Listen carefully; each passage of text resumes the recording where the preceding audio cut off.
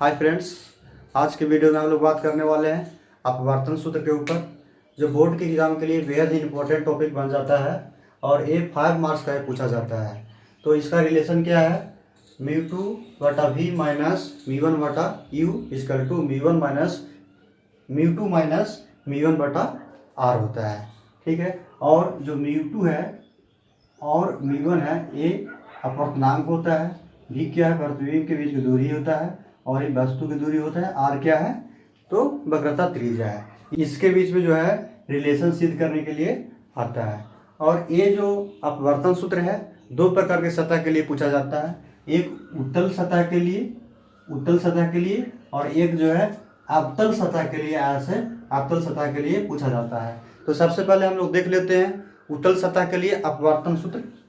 ठीक है, तो उत्तल सतह के लिए और अवतल सतह के लिए दोनों के लिए यही रिलेशन है।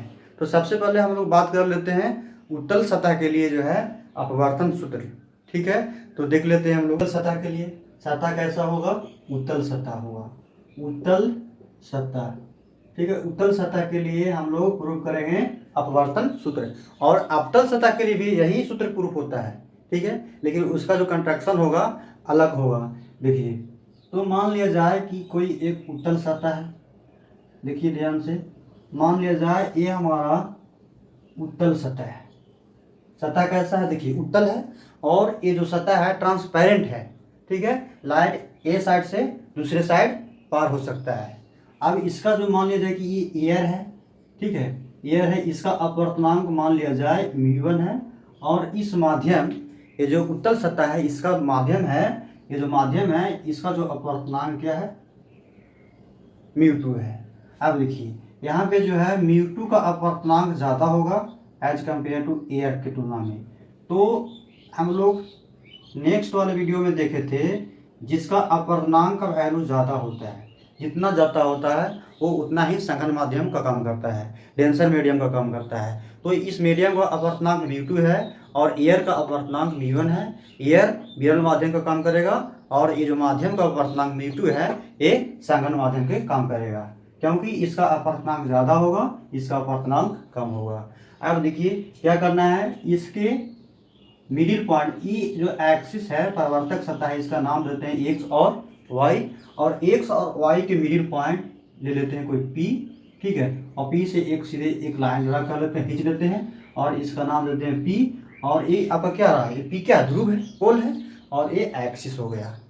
अब देखिए ये जो परावर्तक सतह, देखिए ऐसा उत्तल सतह है, इसके लिए ऐसे कभी उत्तल है, ऐसे गोला टाइप के बनेगा। तो इसके लिए मान लिया जाए कि इसका है वक्रता केंद्र सी है। क्या है, वक्रता केंद्र सी है।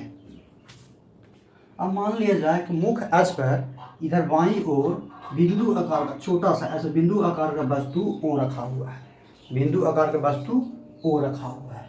अब ओ रखा हुआ है, अब ये मुख्य अक्ष से सीधे ऐसे मान लिया जाए कि एक प्रकाश से किरण ऐसे गुजार दिए सीधे। तो ये जो सतह है क्या है, ट्रांसपेरेंट है, तो सीधे ऐसे ध्रुव से होकर के ऐसे सीधे निकल जाएगी, प्रकाश से किरण सीधे निकल जाएगी। ठीक है, क्योंकि ये एक साइड में यदि पेंट किया रहता तो ऐसे रिफ्लेक्ट हो जाता है लाइट, ये इसी माध्यम में रिटर्न हो जाता है। ये माध्यम कैसा है, ट्रांसपेरेंट है, तो ध्रुव से जाकर सीधी रेखा में ऐसे निकल जाएगी, इधर ऐसे निकल जाएगी। देखिए ध्यान से एकदम देखना है। अब क्या करना है, अब देखिए ये जो ऑब्जेक्ट है यहाँ से इस परावर्तक सतह से फिर एक लाइट गुजार दीजिए। ठीक है, एक लाइट गुजार रहे हैं। ठीक है, ऐसे गुजार दी, तो ये क्या करेगा, ये माध्यम आपका विरल है और ये माध्यम सघन माध्यम है। ये लिख देते हैं, ये माध्यम आपका सघन है और ये माध्यम आपका क्या है, विरल है। तो हम लोग जानते हैं जब कोई प्रकाश से किरण विरल माध्यम से सघन माध्यम में जाती है तो सघन माध्यम में जाते समय अभिलंब की ओर मुड़ जाती है। तो इसका अभिलंब, ये देखिए यहाँ से केंद्र हो गया।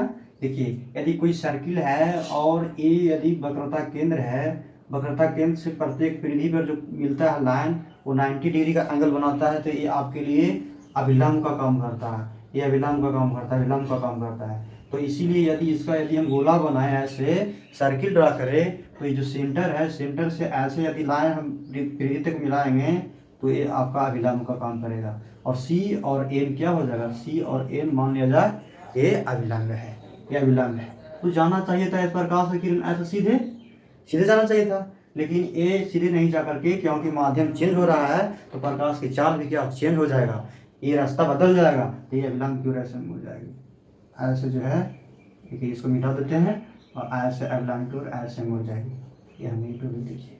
और ये देखिए ये जो है ऐसे सीधे निकलेगा और ये जो है आपका आपतित किरण हो, आपतन कोण होगा, और ये अभिलंब से ऐसे एंगल बना रहा है, ये आप परावर्तन कोण होगा। और मान लिया जाए कि मुख्य अक्ष से यहाँ पे आपतित किरण के बीच में एंगल अल्फा बना रहा है और यहाँ से ये एंगल जो है बीटा बना रहा है। और एक और बना दीजिए यहाँ पे अभिलंब और मुख्य अक्ष से, इसका मान लेते हैं गामा बना रहा है। हाँ ठीक है, गामा बना रहा है, तो ये अल्फा हो गया, ये बीटा हो गया, ये क्या है, गामा है। इतना तो समझ में आ गया होगा अच्छा से। देखिए एक बार फिर से देख लीजिए, एक और यहाँ से मुख्य अक्ष से होकर के पहली प्रकाश की किरण ऐसे सीधे निकल गया, क्योंकि ये जो सतह है आपका क्या है, ट्रांसपेरेंट है, तो सीधे निकल जाएगी। दूसरा किरण ए से टकराएगा, इस सतह से टकराएगा, और ये माध्यम विरल है और ये माध्यम क्या संघन है, तो इसीलिए विरल माध्यम से संघन माध्यम में जब प्रकाश किरण जाएगी तो अभिलंब की ओर मुड़ जाएगी। तो यहाँ जाना चाहिए था ऐसे, सीधे ऐसे जाना चाहिए था, सीधे नहीं जाकर ऐसे सीधे मुड़ गए, तो ये आपतन कोण हो गए, परिवर्तन कोण। और मान लिया जाए कि ध्रुव और आपतित किरण के बीच का जो एंगल है अल्फा है, और ध्रुव और ये परिवर्तित किरण जो है, ये जो है इसके बीच के बीटा है, और ये जो है ये अभिलंब है, CN क्या है, अभिलंब है, उसके बीच का एंगल गामा है। तो इस प्रकार से देख लिए कि अल्फा बीटा और गामा ये एंगल रहा, और ये ध्रुव है, और यहाँ पे C और N क्या है, आपका अभिलंब है। तो वो जो ऑब्जेक्ट है इसका जो इमेज बना है, वास्तविक इमेज बना है आई बना है। आई कैसा इमेज बना है, तो वास्तविक इमेज बना है। इसी का हम लोग लैंग्वेज के रूप में देख लेते हैं। मान लिया कि XY एक उत्तल सतह है जिसका ध्रुव P, वक्रता त्रिज्या R और वक्रता केंद्र क्या है, C है, और इसके बाईं ओर μ1 अपवर्तनांक का विरल तथा दाईं ओर μ2 अपवर्तनांक का संघन है, अपवर्तनांक है, और मुख्य अक्ष पर रखी वस्तु O का प्रतिबिंब वास्तविक आई बनती है। अब इसे हम व्यंजक के रूप में देख लेते हैं। जो मेन हम लोग का ये प्रूव करना है, इसी का देख लेते हैं व्यंजक किस तरह से आता है। तो चलिए हम लोग व्यंजक की ओर चलते हैं। हाँ, तो अब देख लेते हैं इसका व्यंजक। देखिए व्यंजक में हम लोग क्या देखेंगे, देखिए आपतन कोण I और परिवर्तन कोण R पहले लिख लेते हैं। तो देखिए तो क्या हो जाएगा, आपतन कोण CAO, आपतन कोण सबसे पहले लिख लीजिए, आपतन कोण क्या होगा, OAN, आपतन कोण इक्वल टू I, और परावर्तन कोण लिख लीजिए, परावर्तन कोण R हो जाएगा, क्या होगा, CAI, कोण CAI परिवर्तन कोण। अब देखिए आपतन कोण I हो गया, परिवर्तन कोण R हो गया।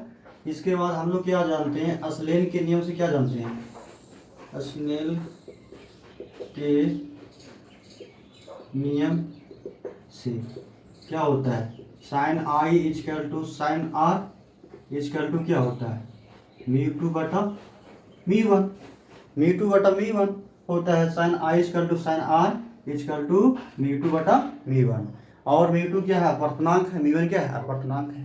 ठीक है, अब देख लीजिए क्या करेंगे, इसका क्रॉस मल्टीप्लिकेशन कर दीजिए।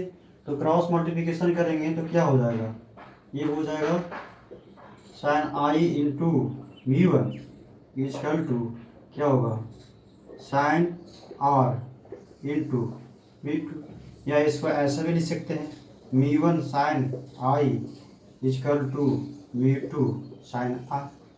अब इसका समीकरण, अब देखिए अब यहाँ पे कंडीशन क्या लिखना है कि जो कोण I है और R है बहुत छोटा है, क्या है, बहुत छोटा है।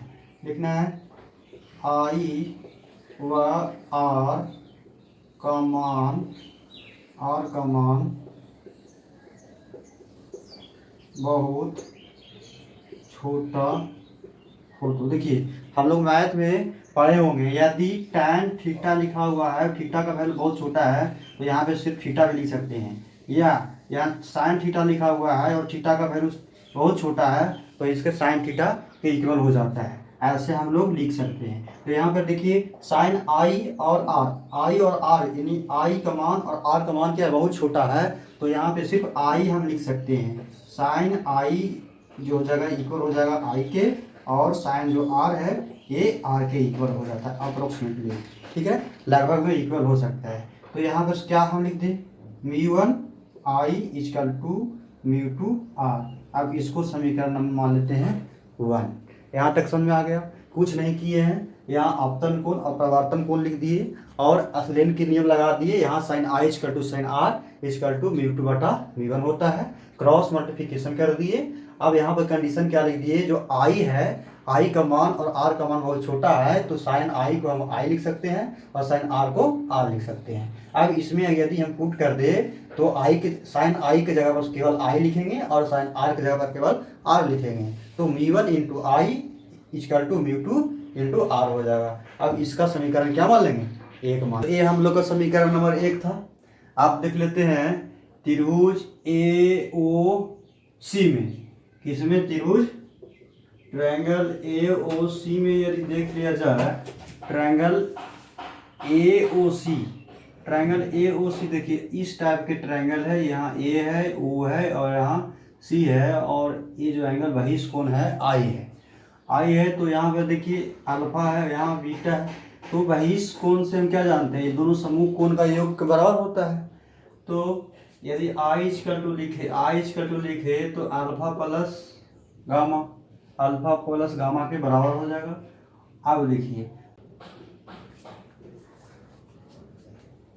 हाँ अब देख लेते हैं ट्रायंगल किसमें, ए सी आई में, तथा ट्रायंगल ए सी आई में, ए सी आई में यदि ए सी आई में बहिष कोण ये हो जाएगा तो आर प्लस बीटा के बराबर हो जाएगा, गामा इक्वल टू क्या हो जाएगा, आर प्लस बीटा। अब यहाँ से आर का वैल्यू यदि निकाला जाए तो क्या हो जाएगा, गामा माइनस बीटा, ये हो जाएगा ट्रायंगल ए सी आई से। यहाँ से आई का वैल्यू निकल गया और यहाँ से आर का वैल्यू निकल गया। अब ये आई और आर का वैल्यू जो है इक्वेशन नंबर 1 में पुट कर देंगे। अब देखिए क्या हो जाएगा, समीकरण 1 से,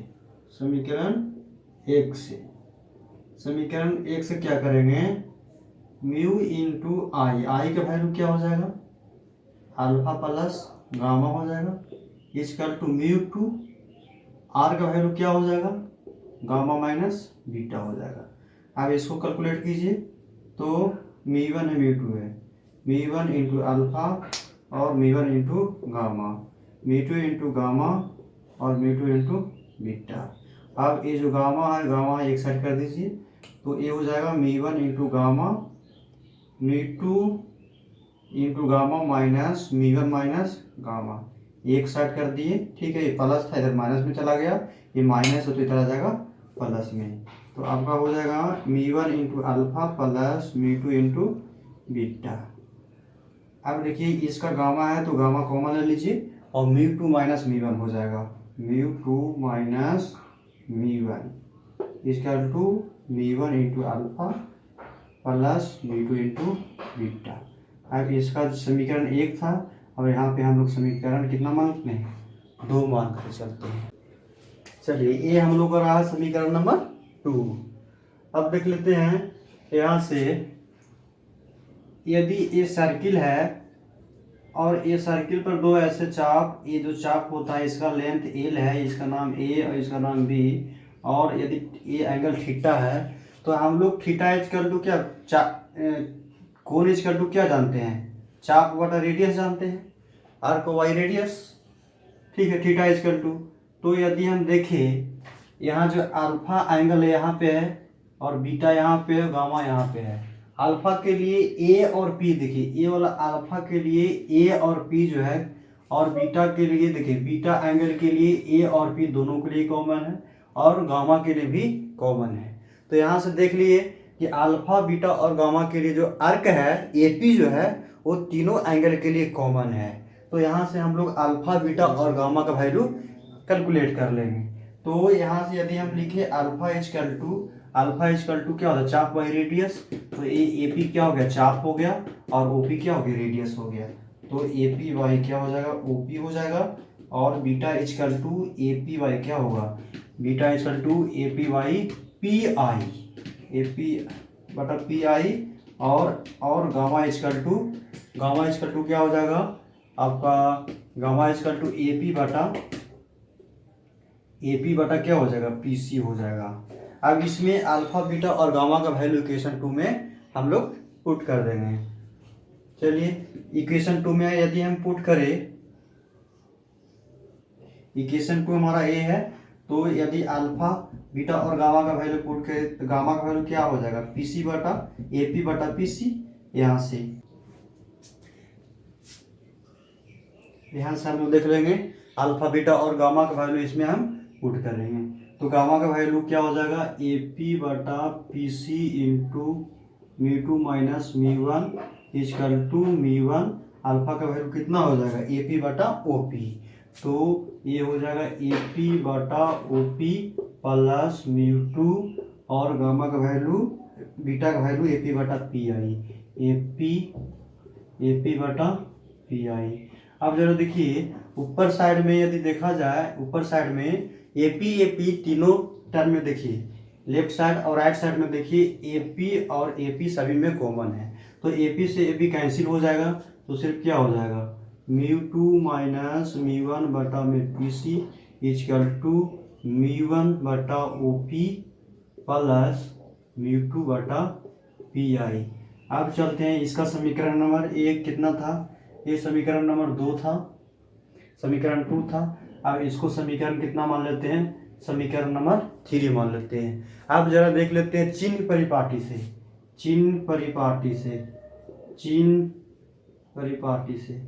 तो चिन्ह परिपाटी से पीसी क्या है और ओपी क्या है और पीआई क्या है। देखिए पी और सी क्या है, वक्रता त्रिज्या है, और राइट साइड में प्लस होता है, तो वक्रता त्रिज्या आर प्लस हो जाएगा।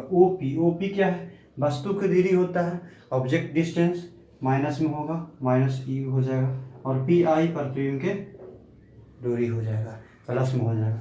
और ये वाला वैल्यू समीकरण 3 में पुट कर देंगे, तो क्या हो जाएगा, mu two minus mu one बटा में पी सी क्या हो जाएगा, आर हो जाएगा, और मी वन बटा ओपी क्या है, ओपी आपका माइनस यू है, और म्यू टू ये है, और पी आई जो है पी आई प्रतिबिंब की दूरी है।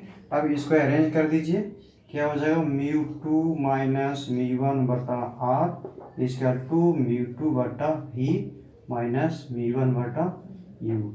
यही आपका अपवर्तन सूत्र रहा। किसके लिए, तो ये उत्तल सतह के लिए, और अवतल सतह के लिए भी अपवर्तन सूत्र यही है। तो ये आप लोग का रिलेशन रहा है। चलिए ठीक है, इसका स्क्रीनशॉट लेना है तो ले सकते हैं।